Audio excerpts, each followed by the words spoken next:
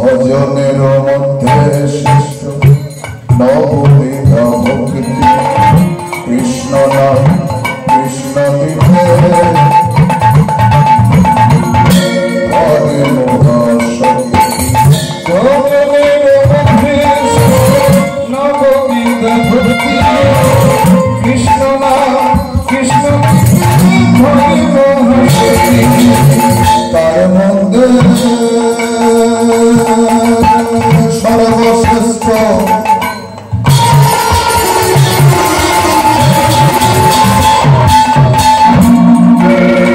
হরিনাম সংকীর্তন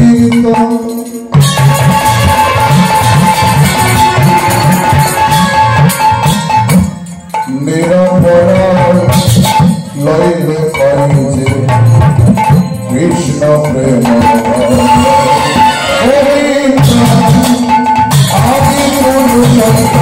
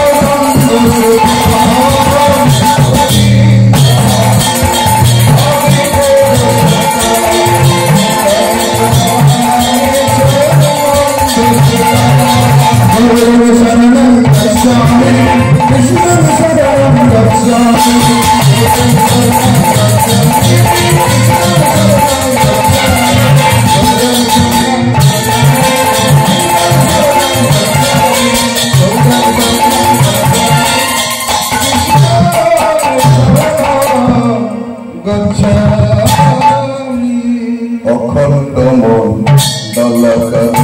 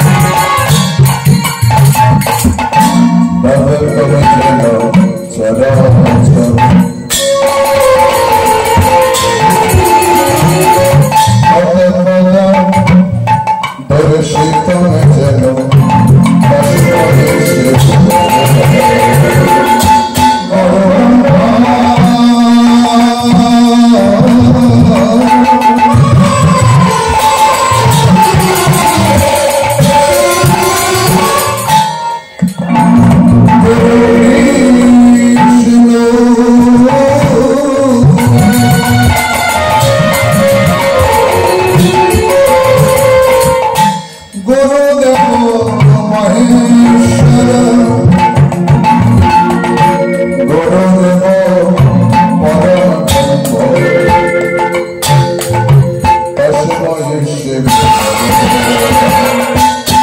গুরু শ্রী গুরু জয় গুরু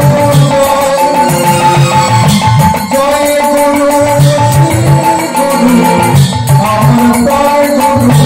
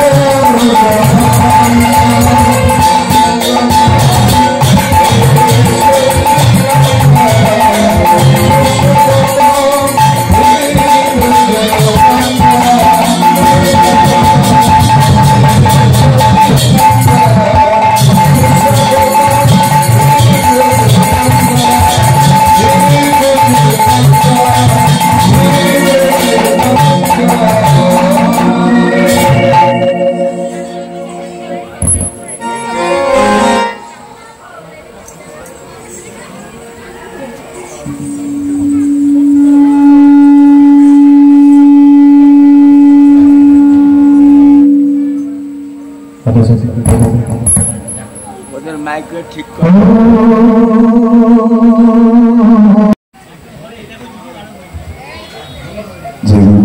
जय राधे हरे कृष्ण जय राधे जय राधे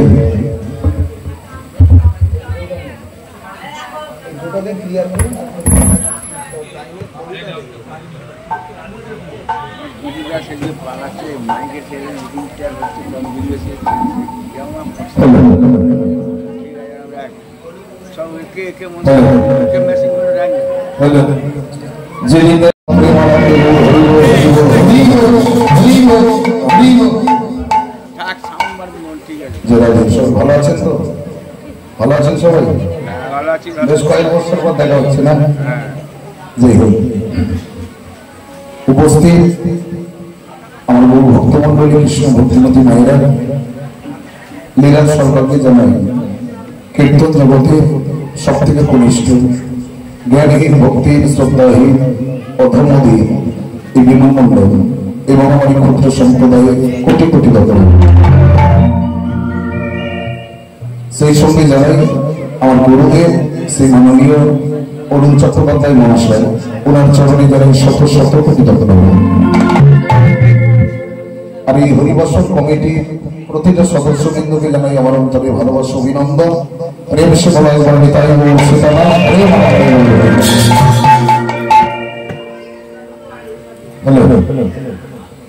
ঈশ্বর পরম কৃষ্ণ সচিদানন্দ বিগ্রহ অনাদিরাদি গোবিন্দ তিনি সর্বকারণের কারণ। ব্রহ্ম সংহিতায় কৃষ্ণকে পরম ঈশ্বর বলছে, ভগবান বলছে। ভালো করে মন দিয়ে শুনবে। তাহলে আগে জানতে হবে আমরা কোথায় এসেছি, কেন এসেছি। আমরা এলাম মধুময় বৃন্দাবন মহতি হরিবাস। কেনই না এলাম? এলাম শুধুমাত্র ভগবানের নাম অমৃত পান করার জন্য। নাম অমৃত পান করতে এসেছি। তাহলে সর্বপ্রথম আমাদের জানতে হবে ভগবান কাকে বলে আর ভগবান কথার অর্থই বা কি। তাহলে ভগ শব্দের অর্থ হলো সর্ব ঐশ্বর্য, আর মান শব্দের অর্থ হলো বর্তমান। বর্তমানে বাবা যার মধ্যে সর্ব ঐশ্বর্য আছে সেই কিন্তু ভগবান, যিনি সর্বগুণের অধিকারী, সর্বেশ্বরের অধিকারী, সেই ভগবান।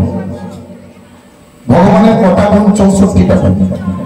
ভগবানের নিচে ধাপে কারা আছে? দেবদেবীগণ। কটা গুণ? 55টা গুণ। আর আমরা মানব জাতি, আমাদের কটা গুণ? 50টা গুণ। ভগবান তিনজনকে সৃষ্টি করলেন, ব্রহ্মা বিষ্ণু মহেশ্বর। এই তিনজনকে সৃষ্টি করে ভগবান তিনজনকে তিনটে দায়িত্ব দিলেন। ব্রহ্মাকে দায়িত্ব দিলেন সৃষ্টি করো, বিষ্ণুকে দায়িত্ব দিলেন পালন করো, আর ভোলা মহেশ্বরকে দায়িত্ব দিলেন সংহার। এই তিনটে দায়িত্ব আমি তোমাদের দিলাম। এই তিনটে দায়িত্ব পালন করতে গিয়ে যদি তোমাদের কোনো জায়গায় ঠেকে যায় বা বাধা হয়ে পড়ো, তোমরা আমাকে দেখো, আমি এসে সব সমস্যার সমাধান করবো। এই কিন্তু ভগবান। সেই দৈবকীর গর্ভে জন্ম নিলে নন্দালয় যশোদার কোলে বড় হলো। সেই জন্য ভগবানের নাম হলো বাঞ্ছা কল্পতরু শ্রীকৃষ্ণ। বাঞ্ছা কল্পতরু কেন বলা হয়?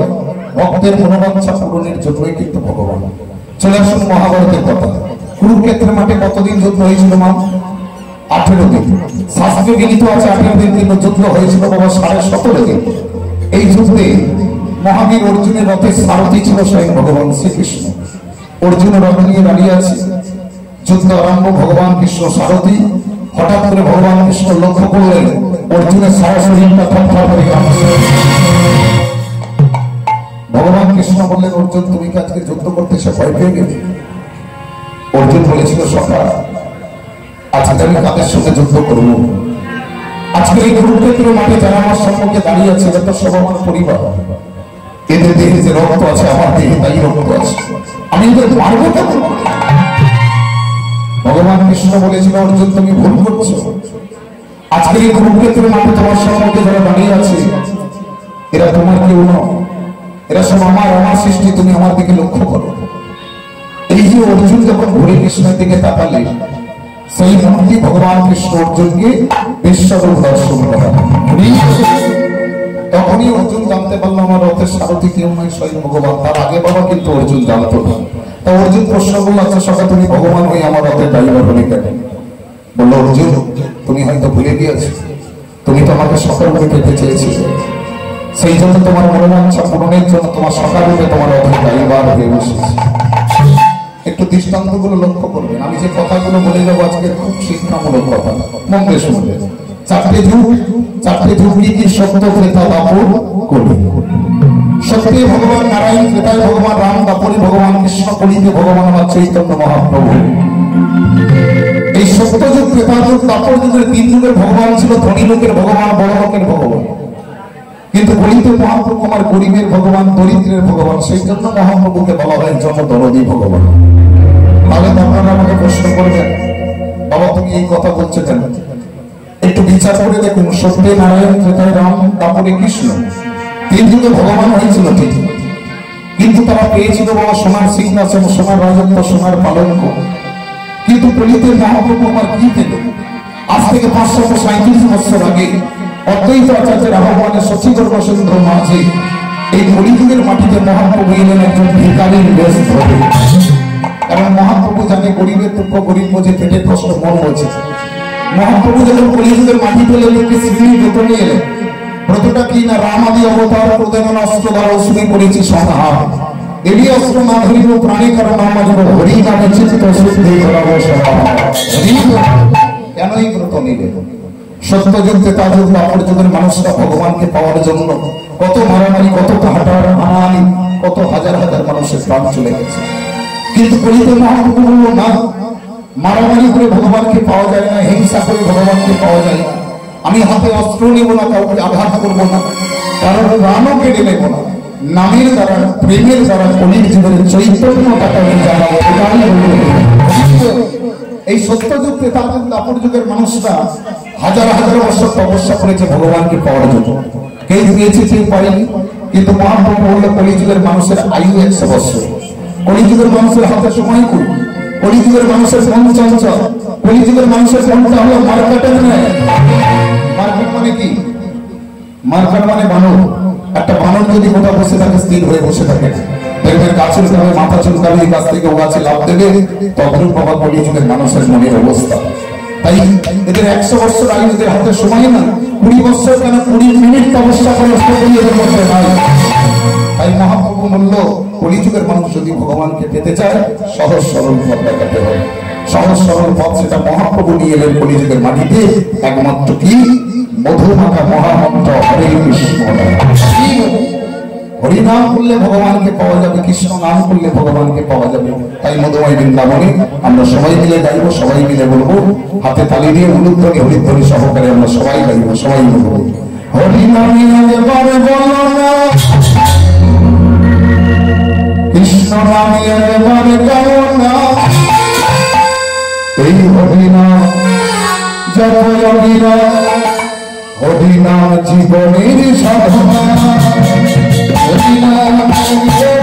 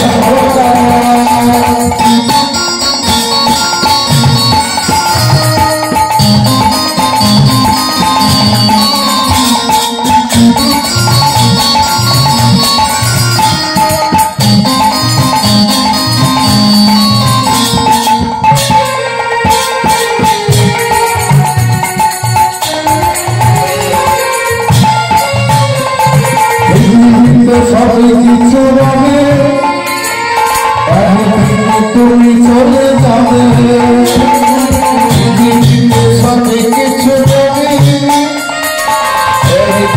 তুমি চলে যাবে। আমরা সনাতনী ধর্মের মানুষ। আচ্ছা বলুন তো আমার মায়েরা বাঙালির সর্বশ্রেষ্ঠ উৎসব কোনটা? বাঙালির সর্বশ্রেষ্ঠ উৎসব কোনটা? দুর্গা উৎসব। আমার মায়েরা সত্যি কথা বলুন, এই দুর্গা পুজো আসার আগে আমার মায়েরা বাবাদের সঙ্গে কত ঝগড়া করে, কত অশান্তি করেন দামি দামি সাজ পোশাক নেবার জন্য। যাদের বেশি টাকা আছে 5 দিন ঠাকুর দেখতে বেরোয় 5 রকম শাড়ি কেটে, ওই 5 দিনই পরবেন, বাদ বাকি সময় শাড়িগুলো আলমারিতে চলে যাবে। দামি গাড়ি করেছেন, গাড়ি গাড়ির জায়গায় পড়ে থাকবে, বাড়ি করলেন বাড়ি বাড়ির জায়গায় পড়ে থাকবে, শুধু নিজেকে চলে যেতে হবে। পৃথিবীতে সবে কিছু চলে যাবে,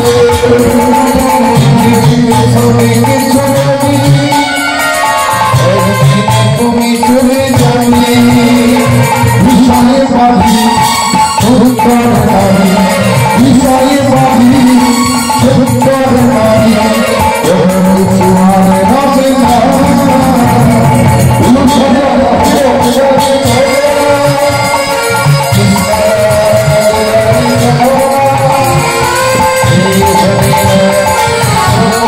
Oh